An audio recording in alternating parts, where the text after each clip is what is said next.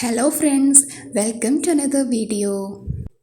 നമ്മൾ PSC പഠിക്കുന്നവർക്ക് എപ്പോഴും നമുക്ക് തോന്നുന്ന ഒരു കാര്യമാണ് ഈ സെൽഫ് ഡൗട്ട് എന്ന് പറയുന്നത്.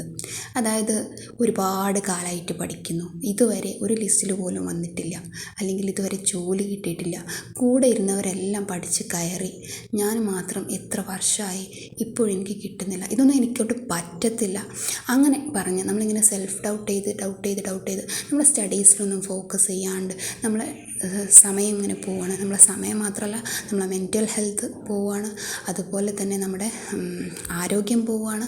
അപ്പോൾ ഇതെല്ലാം കളഞ്ഞുകൊണ്ട് നമുക്കൊട്ടും നമ്മൾ എഫേർട്ട് എടുത്ത് പഠിച്ചിട്ട് അതിലൊരു റിസൾട്ട് ഉണ്ടാക്കാൻ പറ്റുന്നില്ല. അതിൻ്റെ കൂടെ തന്നെ ഇങ്ങനെ മെൻ്റൽ ഹെൽത്തും ഫ്ലോപ്പ് ആവുന്നു, ആരോഗ്യവും ഫ്ലോപ്പ് ആവുന്നു. അങ്ങനെയുള്ള ഒരുപാട് ഫ്രണ്ട്സിനെ എനിക്കറിയാം. ആൻഡ് ഓൾവേസ് ഞാനും അങ്ങനെ തന്നെ ആയിരുന്നു. ബട്ട് എങ്ങനെയാണ് നമ്മൾ ഇതിനെയൊക്കെ മറികടന്നിട്ട് നമുക്ക് നല്ല രീതിയിൽ ഫോക്കസ്ഡായിട്ട് പഠിച്ച് നമ്മുടെ ഡ്രീം ജോബിലേക്ക് എത്തിപ്പെടാമെന്നുള്ളതിനെ പറ്റിയിട്ടുള്ള കുറച്ച് എൻ്റെ ലൈഫിൽ ഞാൻ അപ്ലൈ ചെയ്തിട്ടുള്ള കുറച്ച് ടിപ്സുമായിട്ടാണ് ഇന്നത്തെ വീഡിയോയിൽ ഞാൻ വന്നിട്ടുള്ളത്.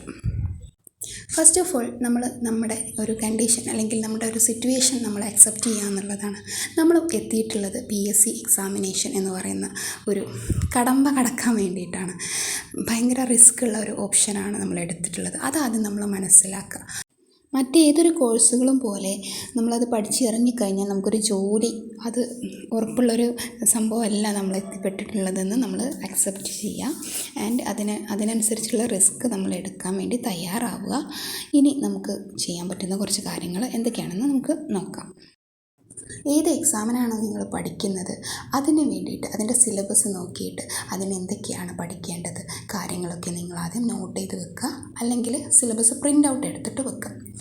ഇപ്പോൾ ഞാനൊരു ഉദാഹരണം പറയുകയാണ്. നിങ്ങൾ 10th ലെവൽ നോക്കുന്ന ഒരാളാണെങ്കിൽ നിങ്ങൾക്ക് SCERT എന്ന് പറയുന്നത് മസ്റ്റാണ്.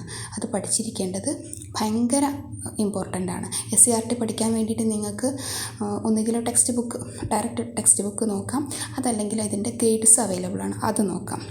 പിന്നെ നമ്മൾ ചെയ്യേണ്ട കാര്യം എന്ന് പറയുന്നത് PYQ ആണ് കേട്ടോ, പ്രീവിയസ് ഇയേഴ്സ് ക്വസ്റ്റ്യൻ പേപ്പർ. അപ്പോൾ ഈ ഒരു ക്വസ്റ്റ്യൻ പേപ്പർ നിങ്ങൾക്ക് ദിവസം ഓരോന്ന് വെച്ചിട്ട് നമുക്ക് ചെയ്യാം.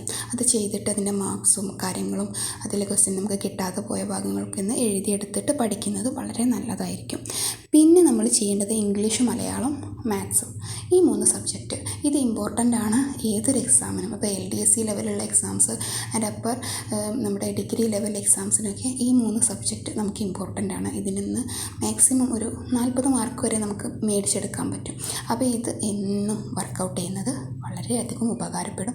ഇത് ദിവസവും നിങ്ങളിതൊരു പാർട്ട് ഓഫ് നിങ്ങളുടെ സ്റ്റഡി ആക്കിയിട്ട് കൊണ്ടുവരിക എന്നുള്ളത് ഭയങ്കര ഇമ്പോർട്ടൻ്റ് ആയിരിക്കും. ഇനി 4ാമത്തെ കാര്യം എന്ന് പറയുന്നത് നമ്മൾ എല്ലാ എക്സാംസിനും, ഇപ്പോൾ നമ്മളെ പ്രൊഫൈലിൽ നമുക്ക് അപ്ലൈ ചെയ്യാൻ പറ്റുന്ന എല്ലാ എക്സാംസിനും നമ്മൾ അപ്ലൈ ചെയ്യുക എന്നുള്ളതാണ്.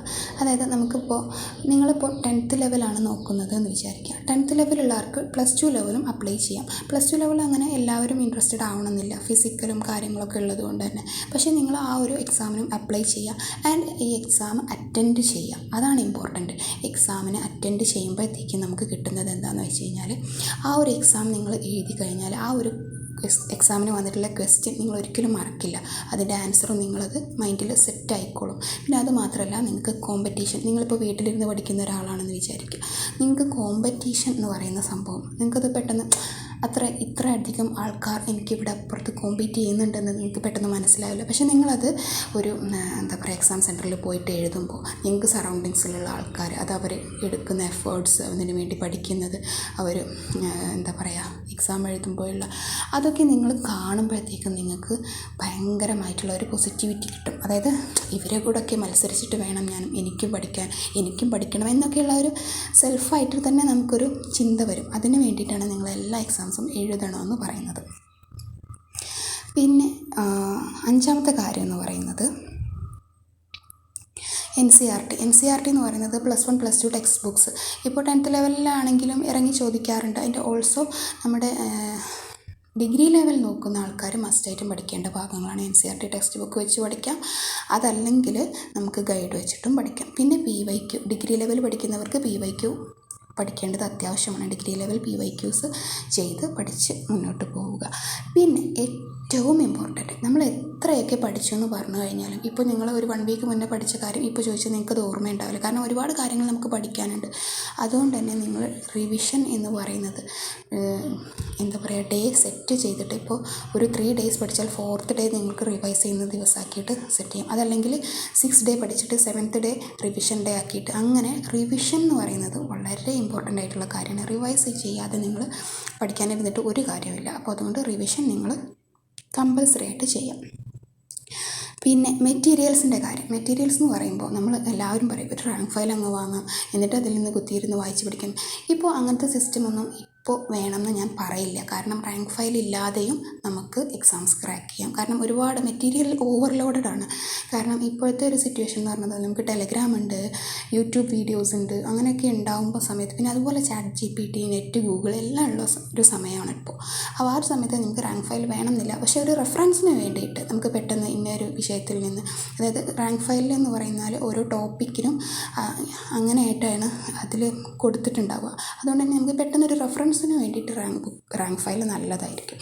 അതിന് വേണ്ടി നിങ്ങൾക്ക് വേണമെങ്കിൽ യൂസ് ചെയ്യും. അല്ലാതെ നിങ്ങൾ വെറുതെ റാങ്ക് ഫയൽ വാങ്ങി നിങ്ങളെങ്കിൽ അതിന് സ്പെൻഡ് ചെയ്യാൻ മണി ഇല്ല എന്നുണ്ടെങ്കിൽ നിങ്ങളത് സ്പെൻഡ് ചെയ്ത് വെറുതെ ആവേണ്ട കാര്യമില്ല എന്നാണ് എനിക്ക് പറയാനുള്ളത്.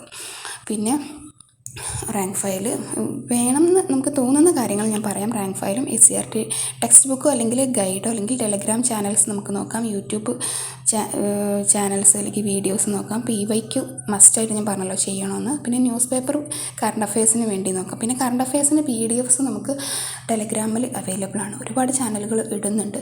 അതിൽ ഞാൻ ഫോളോ ചെയ്യുന്ന 2 ചാനലുകൾ ഞാൻ ഇതിനകത്ത് പേര് പറയുന്നുണ്ട് കേട്ടോ. നമ്മുടെ സൂപ്പർ നോട്ട്സും പിന്നെ ആസ്ഥ അക്കാഡമി.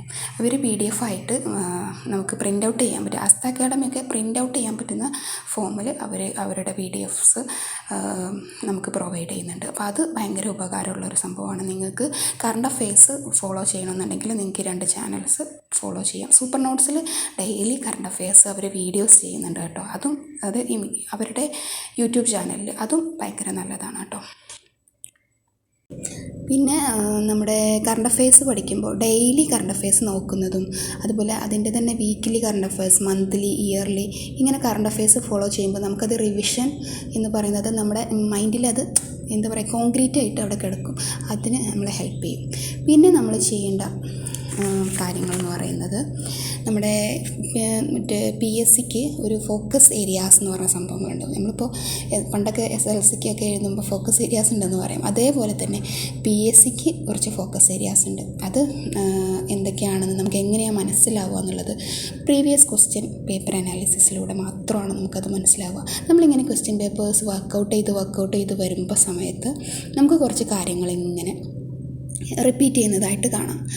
ഒന്നാമത്തെ കാര്യം എന്ന് പറയുന്നത്, ഈ റിപ്പീറ്റ് ചെയ്യുന്ന ടോപ്പിക്സ് നമുക്ക് ഏതാണെന്ന് മനസ്സിലാകും. ഈ ക്വസ്റ്റ്യൻ പേപ്പർ അനലൈസ് ചെയ്യുന്നതിലൂടെ മാത്രമാണ് നമുക്കത് മനസ്സിലാവുള്ളൂ.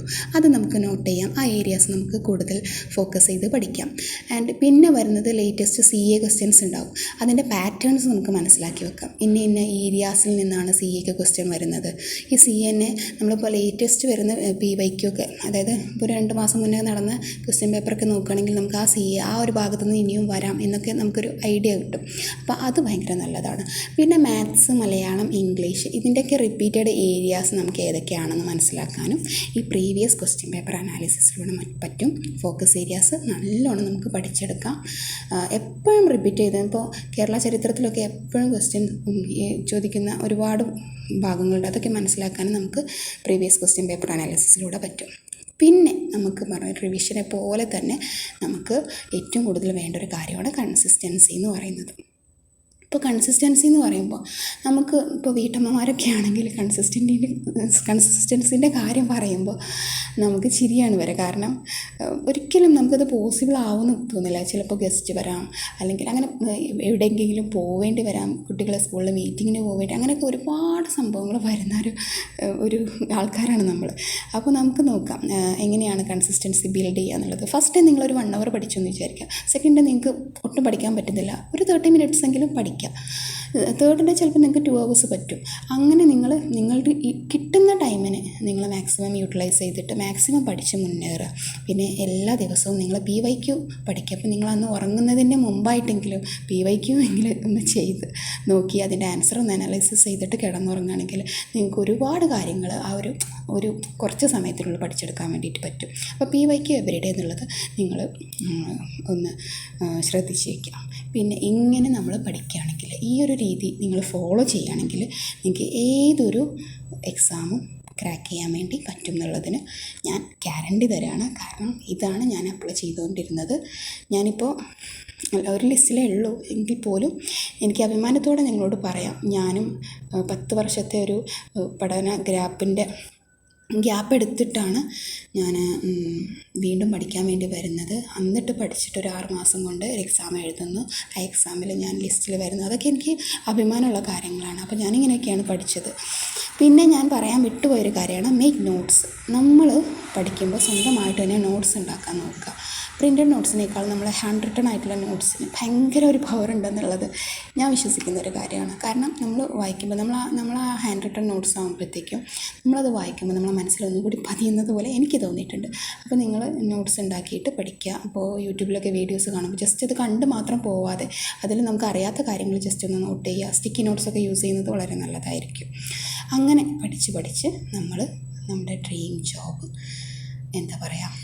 ആ ഡ്രീം ജോബിലേക്ക് നമുക്ക് എത്താൻ കഴിയണം. അതിന് വേണ്ടിയിട്ട് നമ്മൾ പരിശ്രമിച്ചുകൊണ്ടിരിക്കുക. മറ്റുള്ള ഒബ്സ്റ്റാക്കിൾസൊക്കെ നമ്മൾ മറന്ന് കളയുക. സെൽഫ് ഡൗട്ട് നിങ്ങൾക്ക് വേണ്ട. സെൽഫ് ഡൗട്ട് എല്ലാവർക്കും ഉണ്ടാവുന്നതാണ്. പക്ഷേ എങ്കിൽ പോലും നിങ്ങൾ സെൽഫ് ഡൗട്ട് അടിക്കാതിരിക്കുക. നമ്മൾ ഒരുപാട് കാലത്തിന് ശേഷമായിരിക്കും ഈ PSCയിലേക്ക് വന്നത് തന്നെ അതൊരു നിമിത്തമായിട്ട് കാണുക.